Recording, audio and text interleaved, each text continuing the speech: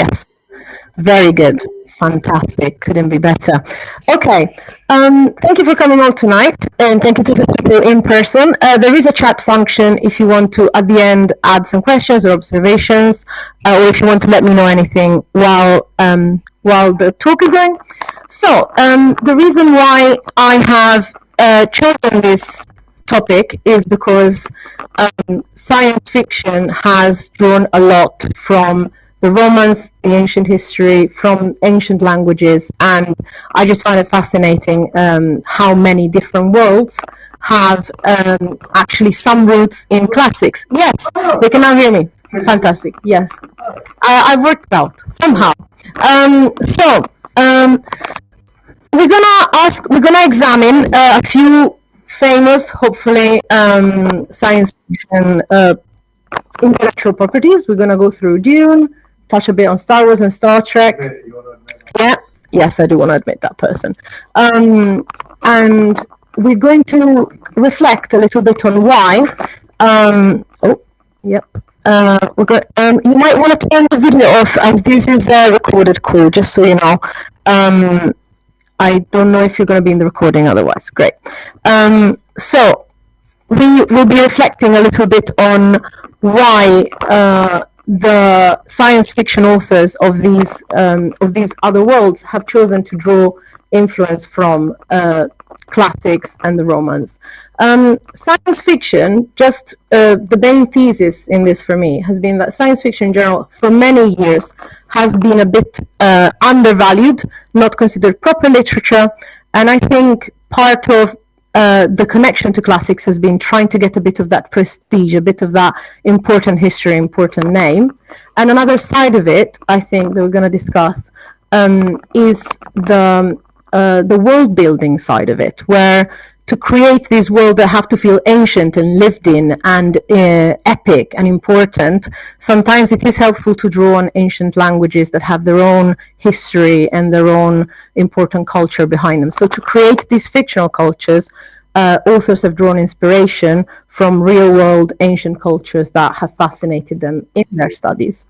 So I'm going to start from this. It's kind of a saying or a quote, quid Latina dictum sit, altum videtur. It doesn't have a particular author, and it means something along the lines of whatever is said in Latin seems profound, which, as I said, could be one of the reasons why so many science fiction authors like to drop a little bit of Latin, a little bit of Greek in their world building. It makes it seem profound, makes it seem important, and somehow very poignant and meaningful. And that's and they want to draw you in with that to then keep you in the world that they made up. We're going to start playing a video. Let's see how that goes. From the June world, and I'm going to play a scene from the 2021 movie. Starting from here, a little bit ahead, the Gom Jabbar scene. I hold at your neck the Gom Jabbar. Poison needle. Instant death. The test is simple. Remove your hand from the box, and you die. What's in the box? Pain. No need to call the guards. Your mother stands behind that door. No one will get past her.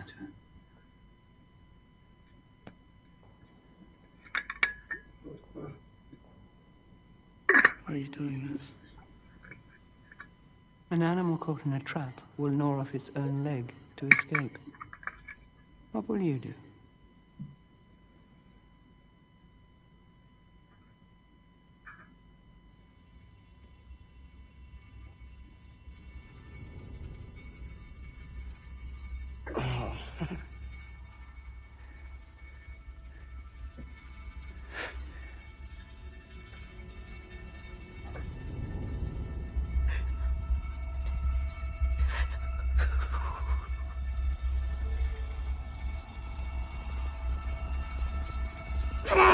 Silence!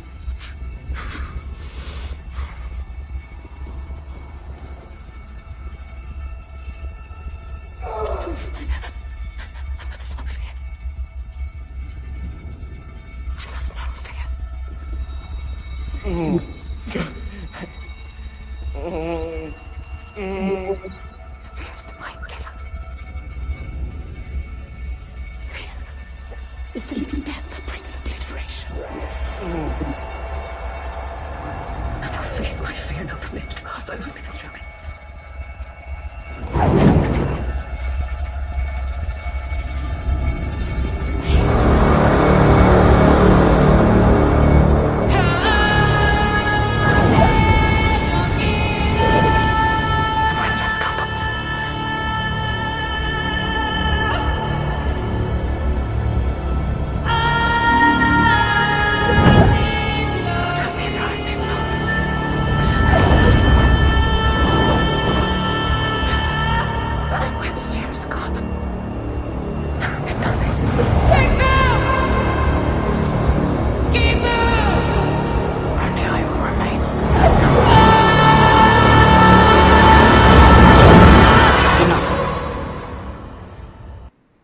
Very good. So, that very dramatic moment, Paul, the protagonist of the Dune saga, was being tested by one of the Bene Gesserit sisters. We're going to talk a bit more about them later. And his mother, in the book, it's Paul himself that thinks this to himself, but his mother has taught him the mantra against fear, which is what Lady Jessica, was saying to herself and trying to will her son to help him face this trial. And as you can see, this is the concept that fear is something not external to you, but something internal that you can control. And you can control over it, have control over it, because it's a sensation that is within your body. And therefore, if your mind is strong enough, you will be able to control your fear and be more than an animal, like the sister Bene Gesserit was saying to Paul. And this concept we find in the ancient philosophy of Stoicism. I have reported here, so Stoicism is a philosophy that originated in the Hellenistic age and has continued into with Roman philosophers like Seneca and the Emperor Marcus Aurelius. And I think you can see the similarity between the fear mantra in Frank Herbert's Dune and these affirmations by Marcus Aurelius, like this one: today I escaped anxiety, or no, I discarded it because it was within me, in my own perceptions and not outside. So this thing about having control over fear, you have power over your mind, not outside events. Realize this and you will find strength, from Seneca. So these are maxims that we might still find relatable today, and that have definitely fed into the spiritualism and the philosophies that are in Dune. Dune is a deeply kind of spiritual, philosophical science fiction book, and these echoes of Stoicism can definitely be perceived in the fear mantra. The Bene Gesserit sisterhood, we're going to start from the name. Bene Gesserit, from Latin, bene, well, and Gesserit, she will have borne or carried out an action. So she will have done well. She will have carried out well. This tells us a lot about them, because in the universe of Dune, the Bene Gesserit sisterhood are a very powerful association of women who has plotted and worked towards bringing all the bloodlines of the most important noble families into arranging marriages, even secretly sometimes, in a way that will eventually produce, through genetic selection, the perfect being. Der Kvisatz Aderach. It's a prophet that their religion expects and wants to create through this genetic selection. So this name is already telling us what they do. They will have born well. They plan for the future. They carry sometimes themselves, some of the Bene Gesserit sisters themselves carry the children to select the genetics that they desire. And so the meaning of born can also have meaning of bearing a child. So Frank Herbert picked the name really carefully. This is not my specialism, but another interpretation of Bene Gesserit is with Arabic. So Bene meaning children of, and Gesserit would be a kind of a modification or corruption of the word Jazira, which means island or peninsula. So this could also mean the children of the peninsula. So Frank Herbert was playing with multiple languages in his books, was adding layers in this way with these references.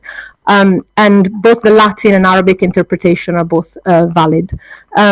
And it kind of creates, again, a bit of aura of mystery around these sisters. They're very powerful and threatening. Another little classical element is the juice of Sappho.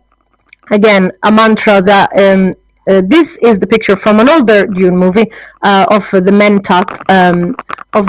Now, a little note about Mentats. They are human computers. In the world of Dune, computers have been destroyed and discarded, and humans instead are given this special juice of Sappho, a mental enhancing drug or substance that makes them capable of computations and analysis like a computer would. So this juice of Sappho, again, this is from David Lynch movie, Dune from '84, a bit more camp, but still enjoyable. And the juice of Sappho, I've looked a bit into this name myself. I haven't found an interview where Frank Herbert discusses it, but the first surface interpretation is just, again, a bit of an exotic name, the name of the poetess Sappho of Lesbos, probably the most well-known and of highest artistic ability, the woman poet from ancient Greece. But if we think of a bit more maybe of language manipulation, we can go potentially to the word Sophia, which means wisdom in Greek, in ancient Greek, and it could connect to the idea that this juice of Sappho is used to enhance their wisdom, their intelligence, their mental capabilities. So again, another little bit of using Greek and Latin names to add an aura of mystery and depth to the world of Dune. And the main sort of protagonist of the story we've seen is Paul, at least in the first books. It's a very long saga. And Paul is from House Atreides. In the universe of Dune, while it's a science fiction world, there are warring houses that are all aristocratic and in competition with each other for the favor of the Padishah Emperor. There is a galactic empire, we're going to come back to this as a trope in science fiction. And the house is named Atreides, which is a name that we found in Greek mythology.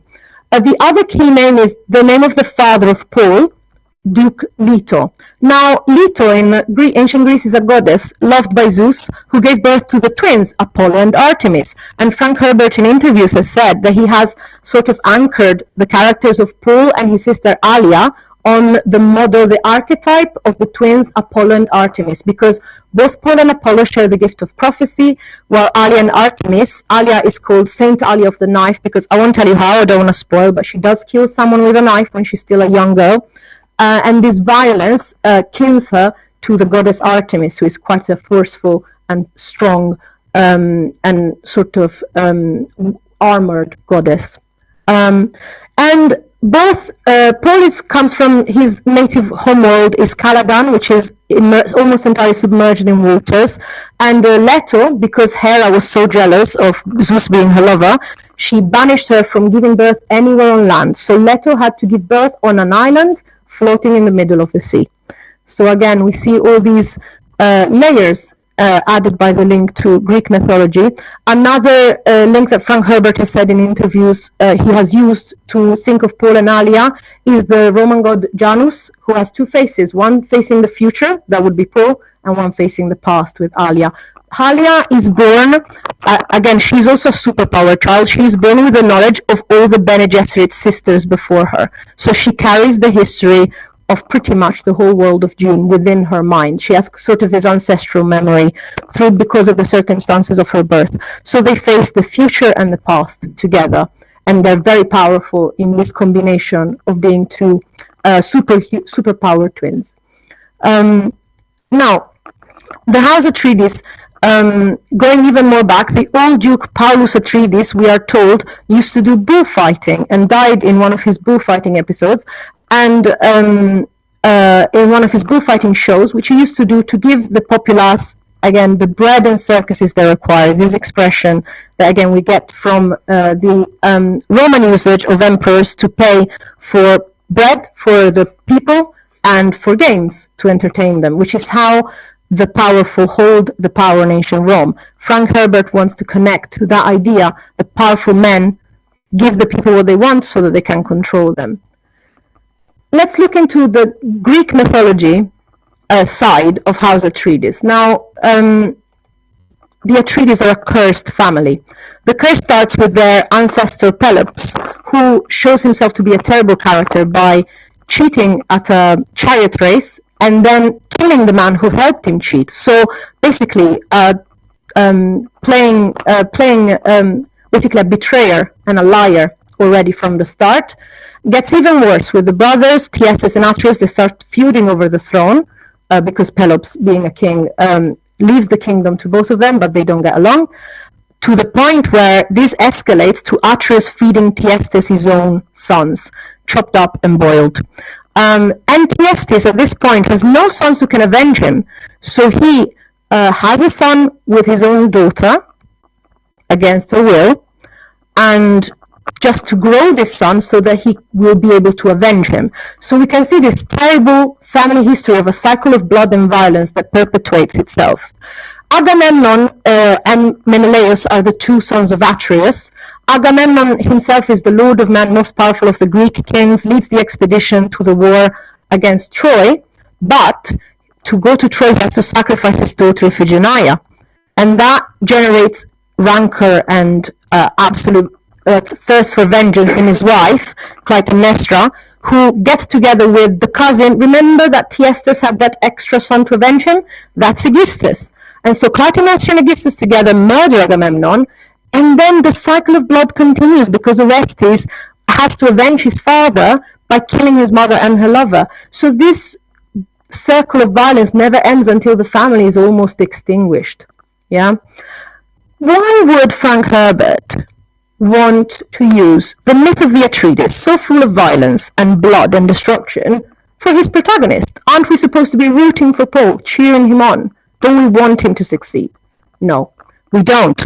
Frank Herbert foreshadows the darkness that is going to manifest in Paul, which becomes to full fruition in Dune Messiah, where Paul Atreides himself describes his actions as worse than the ones of Genghis Khan and Hitler. Here is a quote from Dune Messiah, which is the second book of Dune.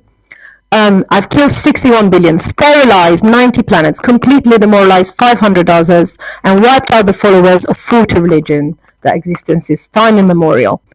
So these are the numbers of the action, of the consequences of the actions that Paul has done. Paul manages, the whole plot of the first book of Dune is about Paul's father being killed by his enemies, and Paul has to retreat in the desert, but then manages to sort of ally himself with the people from the desert, lead a revenge war against the enemies of his father, and eventually achieves the throne of the emperor. But after he achieves the imperial throne, his followers are so mesmerized by his charisma and his power that they just keep carrying this war to all known planets. And this has a completely destructive effect on the galaxy. So Paul Atreides is not a savior, not a positive heroic figure that we want to see succeed, but a force of destruction. The fact that he's super powerful and charismatic only makes him worse because it makes him more dangerous. So the Atreides myth sheds the right light on Paul from the start. We should be warned about this person, but we trust him, we follow him, we want him to succeed, and then it turns out to be a genocidal prophet who is too powerful to be stopped.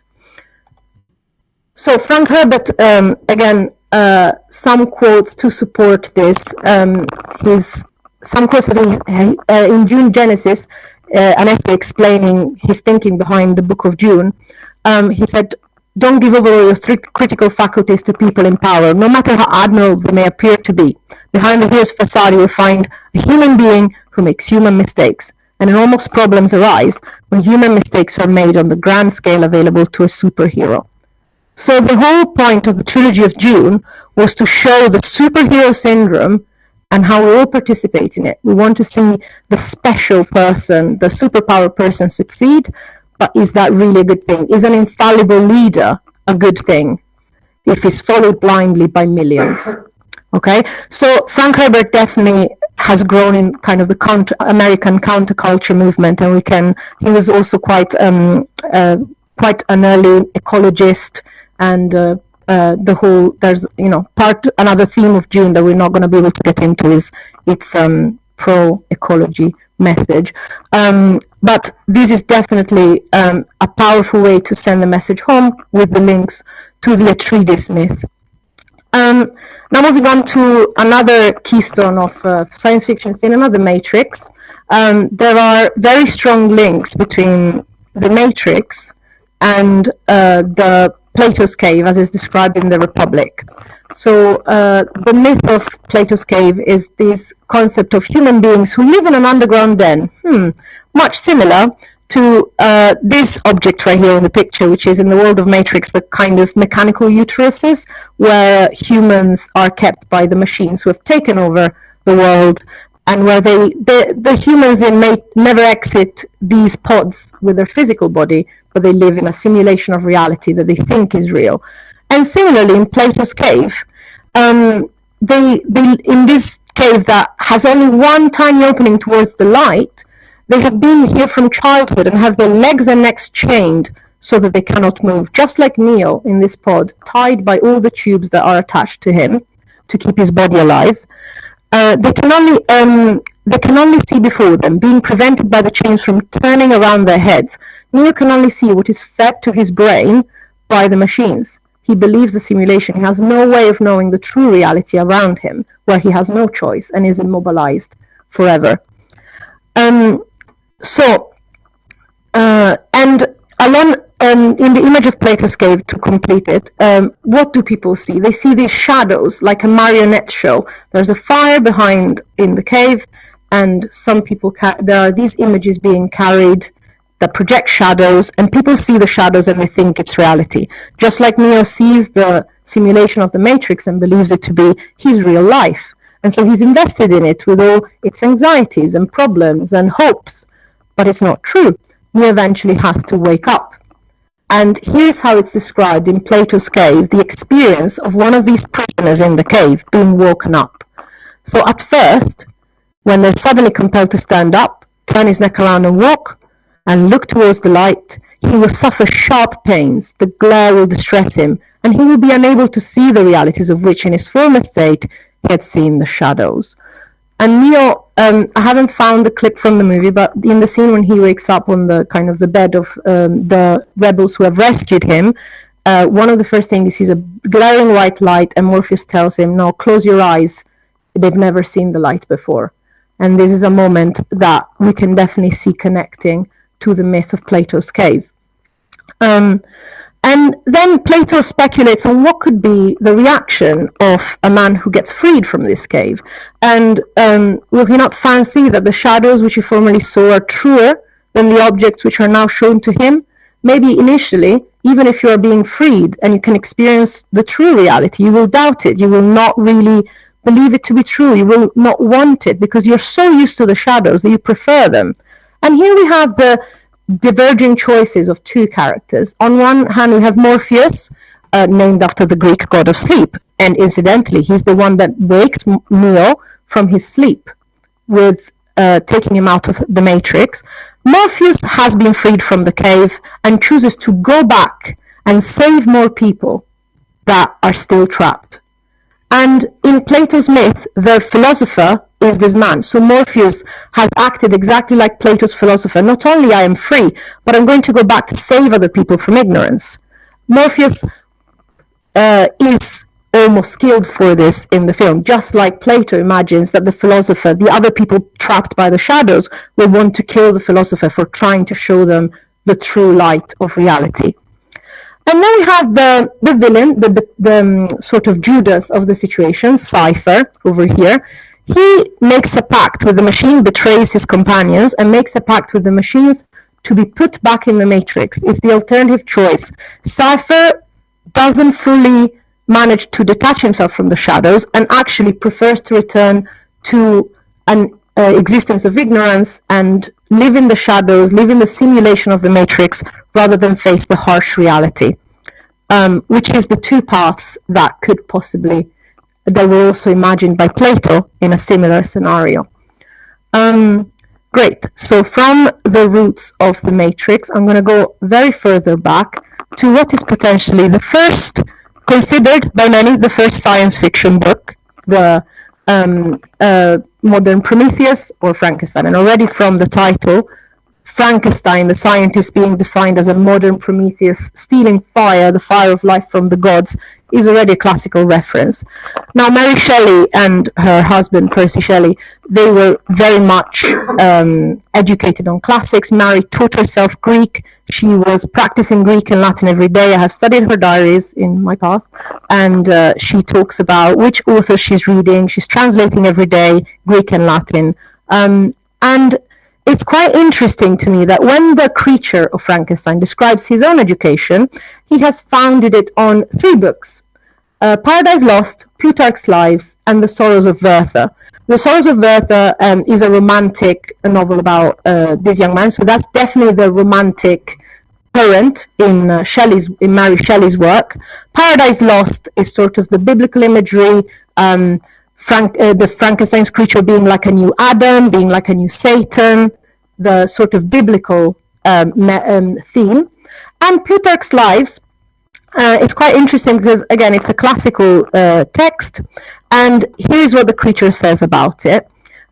So in this volume, there are the histories of the founders of ancient republic. Plutarch likes to compare important Roman men to a parallel important Greek man, and to show their lives in parallel in their similarities. So here's what the creature says this taught him. It taught him high thoughts. He elevated me above the wretched sphere of my own reflections to admire and love the heroes of past ages. And even if he didn't understand fully what was going on, because his experience of life was very limited, this book developed new and mightier scenes of action.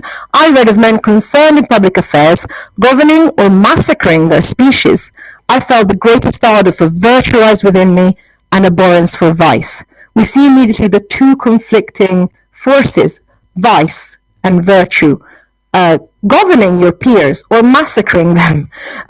In this, we see the sort of Roman belief that one of the best ways to learn from history was the examples of famous men. You could look at exemplar lives of both good and bad men who had done great things, and from that you would develop your own understanding of good and evil, what I should do, what I shouldn't do. They called these exempla, so living examples of what you should do, how you should conduct yourself morally. And the creature of Frankenstein goes through a similar education, a bit of a classical education. I was, of course, led to admire peaceable lawgivers, Numa, Solon, and Lycurgus, in preference to Romulus and Theseus. So again, he has developed this preference for the more peaceful ones, but because of how he behaves in the book, probably also learned the example of what he could do if he turned evil. So again, at the very roots of science fiction, we have these connections to this more elevated, big, epic world of the past great people that came before us. Another book that has had a massive influence on popular understanding of the Roman Empire for many years after it was published in the 1700s was The Decline and Fall of the Roman Empire by Edward Gibbon. And it is what it says on the tin. It tries to understand how the Roman Empire could fall, but actually Gibbon says the story of its ruin is simple and obvious. Instead of inquiring why the Roman Empire was destroyed, we should be surprised that it subsisted so long. So this book was published in 1776, but this forming thesis, the idea that moral decadence ruined the Roman Empire, the increased power of the military and the emperor, which destroyed republican freedom, the influence of Christianity. Gibbon didn't like Christian morals. He thought those supplanted Roman morals, the ones that Frankenstein's creature was talking about, and he thought that that was basically bad for the structure of the empire. And then external pressures from barbarian. So this idea that basically the Romans had slowly been weakened by all of these things. This was still quite popular and well read at the time of Isaac Asimov, who used these principles in his very fascinating saga of The Foundation. The Foundation is one of Asimov's most fundamental works, I would say. The man wrote a lot. There is no end to what he wrote, but this is one of the most interesting. The key idea in Foundation is that history can be predicted in its great waves, in its great forces that lead to certain events. So he calls that psychohistory. So there's a character at the start of the Foundation series that invents this discipline of psychohistory to predict what's going to happen. And he understands that the galactic empire that currently exists is going to collapse. And if things are left to themselves, to chaos and entropy, these dark ages after the galactic empire are going to last forever, potentially, for thousands and thousands of years. So he comes up with a plan to speed through the Dark Ages, preserve Roman technology, preserve Roman society, and then reconstruct it 1,000 years later. So the plan is to kind of keep society going until it can flourish again into a new, better empire. So, according Asimov took from this, from the decline and fall of the Roman Empire, and from the study of Roman history in general, he wanted to put it on a larger scale on the galaxy. And from the Roman Empire, he wanted to take over this aura, but write it very large. So we're going from just Rome to the whole galaxy. But he says, the social system is very much like the Roman imperial system, but that was just my skeleton. So he uses that as the skeleton, as the parameters for building his own world. And in his idea, in this galactic empire, we would have quintillions of people. So it's not possible to predict what one single person will do, but it might be possible to predict broad trends of how society will behave. I'm going to butcher this, I'm sure, he drew inspiration from science as well, of course, being a biologist, and the behavior of particles and atoms. You can't predict a single particle, but you can predict the global movements of the particles. I hope I didn't get that too wrong. So combining this idea of the Roman Empire written large and this trying to predict chaotic movements of particles, he came up with the concept of psychohistory. And from this Foundation empire, we go to more familiar empires like Star Wars. Now, here we have on the left Emperor Palpatine, once upon a time Senator Palpatine, and on the right Emperor Augustus, represented here in one of the statues where he is dressed as the highest priest in Rome. So this is him performing his religious functions, which is why his head is covered, because that was what you were supposed to do when performing certain rites. But we can definitely see the connection in the imagery there, potentially.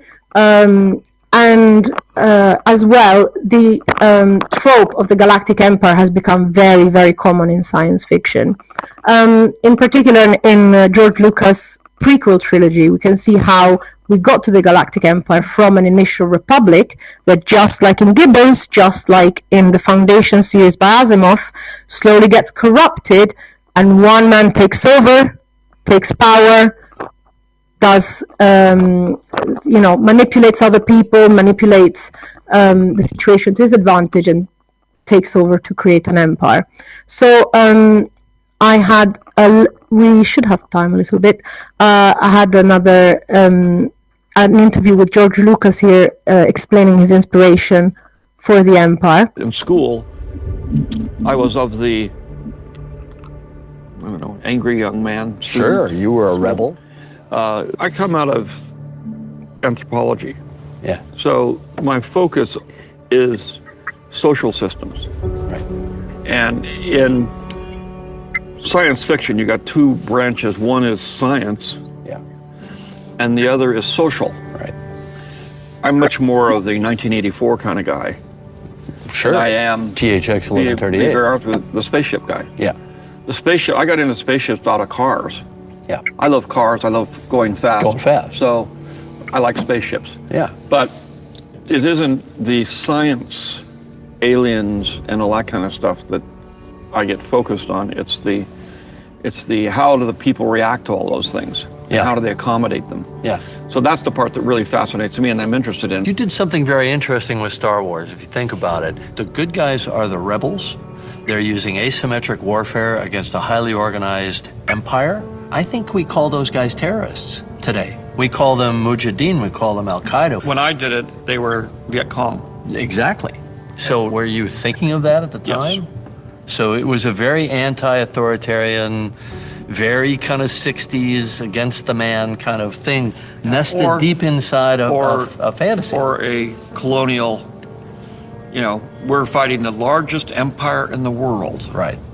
and we're just a bunch of hayseeds in coonskin hats that don't know right. nothing. That's right. And it was the same thing with the Vietnamese. Yep. The irony of that one is in both of those, the little guys won. Right. And the big, highly technical empire, The English Empire, right? the English British empire, the American empire, Yeah. lost. Yeah.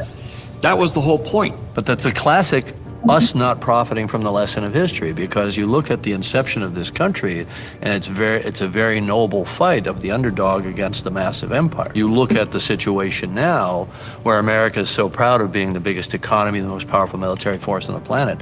It's become the empire from the perspective of a lot of people around the world. It was the empire during the Vietnam War. And what we never learned, from England or Rome or, a dozen other empires that fall. went on for hundreds of years or sometimes thousands of years, we never got it. We never said, well, wait, this isn't the right thing to do. And we're still struggling with it. And they fall.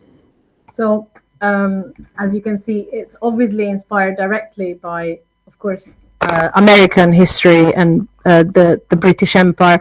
But all these empires have, in some ways, all empires or countries have modeled to an extent themselves on the Romans and on that idea, that structure. All In school, Okay.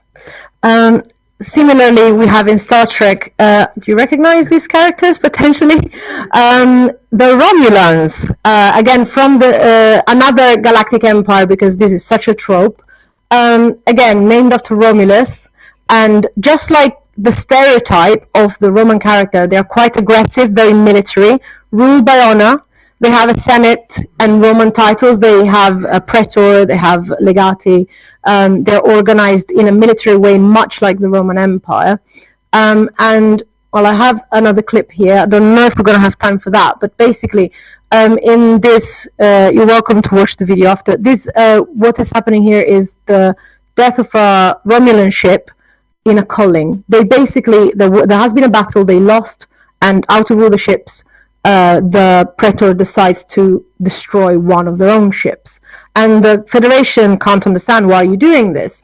And this is the captain of the ship that has been selected dies with honor, with stoicism, without flinching, because it's expected after failure that someone is going to be punished. And this was echoing a practice in the Roman military, the decimation, where as a punishment for a legion or a century that had not fought as well as it could have, 1 in 10 men would be executed, as an example. So we can see again mimicking of Roman military history and Roman cultural practices in science fiction. Again, to build up these other worlds, they take a bit of ingredients from our own world. I do want to leave some time at the end. Just the last couple of things that I was going to mention. Obviously, lots of classical references in heroes and superheroes. You can see here the Amazon have had a good time of it, transitioning to the American comics. Here is some of them in their leopard skins fighting in Greek vases. And, even in the very old comics, Wonder Woman used to swear with this suffering Sappho, which I think maybe could come back in vogue. It was quite funny when I found it. And you see the references to Greek art as well in the comics. Again, trying to elevate, make it a bit more connected to this past. Sometimes you can get just a pinch of classics. Some sagas do what I call mythology robbing, basically just picking out mythological creatures willy-nilly from every mythology, just putting them all together. Harry Potter is a bit of a fantasy kitchen sink. Everything goes in, everything you can. Sometimes the titles are clearly inspired, like Asimov's I, Robot, inspired by I, Claudius, which is a historical novel by Robert Graves. Obviously, 2001 Space Odyssey, the Odyssey has been an archetype for so many stories, and I'm sure you can think of many more. Sometimes you find a pinch of science fiction in ancient myths. So you might not know this, but Hephaestus, or Vulcan, the god of blacksmiths and artificers, had built robots way back in ancient myths. He had a series of automata, like the golden maidens that used to serve him around the house, self-wheeling tripods to bring the food to the gods, these gold and silver dogs that moved by themselves as well to guard the palace. Again, in the Odyssey, the Phaeacian, who are very favored by the gods, have self-steering ships. They know where to go by themselves. And that sounds very sci-fi to me. I don't know if it sounds like that to you. And then this in the picture is Talos, the bronze giant of Crete, who used to walk around the island and guard it from enemies. Another gift from Hephaestus to this King Aeetes was a pair of fire-breathing bronze bulls, which Jason has to defeat to get the golden fleece. And Daedalus was the only human who could kind of match this. He's said to have created a lot of animated statues that could move by themselves. And they could feel sensations as well, even though they were made of metal. So that sounds a lot like an android or a robot, maybe to us. Great. So just recapping the points, we have scurried around several different worlds and creators. Why did they choose to draw from ancient mythology or history? Again, this is what I thought of. They try to elevate a genre that has been relegated to inferior literature for a really long time. They try to elevate it by association. It becomes a bit more highbrow. It's got Latin in it. It's got a bit of Romance. The story becomes a bit bigger, more epic. It helps with the world building, giving this sense of an ancient past, of something that's always been there, even though they just created it from their own head. They can highlight certain themes, like in Dune, the doom of the Atreides, helping us read the story of Paul, or in Matrix, the echoes of Plato, helping us understand the concept of a fictional reality. They can give a bit of flavor if it's just the names, like, ooh, a little bit of a nod to the ancient world, and connecting to other traditions that they can keep drawing from and keep getting new ideas from. So at this point, I would move to any more thoughts from you. Thank you for listening, and I'm going to be looking at the chat here, if I can find it again, for any questions, observations, or curiosities. Let me see. Hopefully we have... oh dear. Yeah, okay. Yes, feel free to... I'm going to share the presentation again, just in case. I don't know if the link went through before. But anybody in the room or anybody in the chat, just let me know. Anybody in the room? No? Yeah? That was very interesting. I mean, because I read a lot of those books when I was a child. Oh. June and Isaac Asimov. And so it's interesting how their stories sort of originated really from the Romans, and it's interesting. What was the authors' sort of backgrounds? Were they all sort of classical? For sure, Mary Shelley, having grown up in the time when she did, was definitely also classically educated, and also with Percy Shelley. I would say maybe not necessarily. Asimov didn't have a background in Latin, but not necessarily in that, but a knowledge of ancient myths, a knowledge of ancient texts, I would say could be expected both in him and Frank Herbert. Frank Herbert, I believe, has gone rooting around for languages specifically for the book, as in definitely, this is not something I'm particularly qualified to talk about, but Dune, if you read it, it's got so many Arabic words in it that Herbert has used to kind of, again, create and that can be also problematic in its own right from a certain point of view. But what he wanted to do was kind of create a connection between a culture that is in the real world, like the North African nomadic cultures, and the culture that he was creating in his own world. And that can have its own problems. It's always problematic when you're connecting to a real culture where people are still living and you're not from that culture. I suppose the Romans are safe in this sense because they are not here anymore.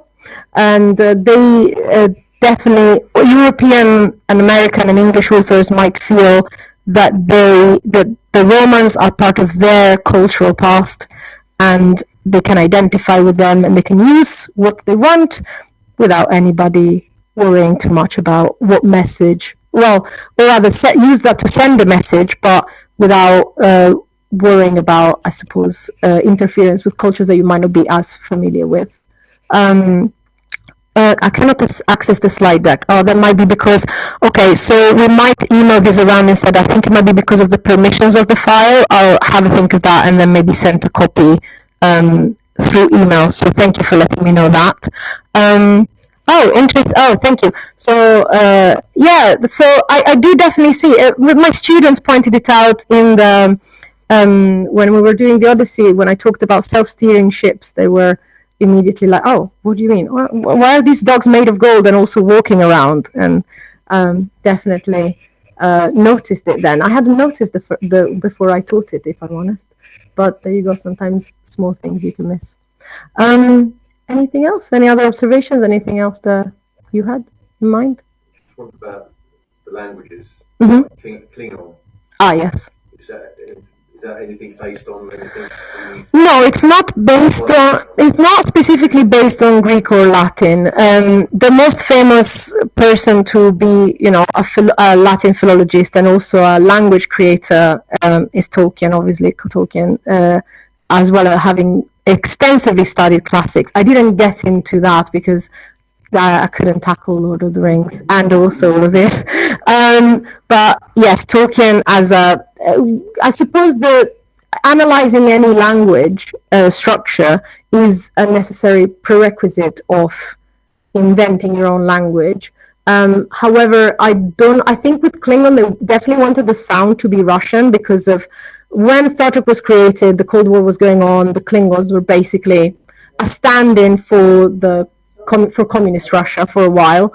They've come a long way since, but that was initially it. And I think the sound they wanted to go for was Russian sounding. But no, I don't think they specifically based it on Latin. I don't know if it has cases. Maybe it's something I could look up for another. No, I'm wondering if Klingon does have cases. I think Elvish does, or something similar. But thank you. Great. So I don't see any questions from the chat, so we might want to wrap up and lead away. But thank you so much for coming, and I hope you enjoy the future lectures as well, if you want to keep coming. Yeah. Thank you so much. Okay, I'm going to... Thank you. Super appreciated. Thanks everyone online as well. I'm going to stop the recording now, if I can. Stop recording. Okay. Have a lovely evening, everybody.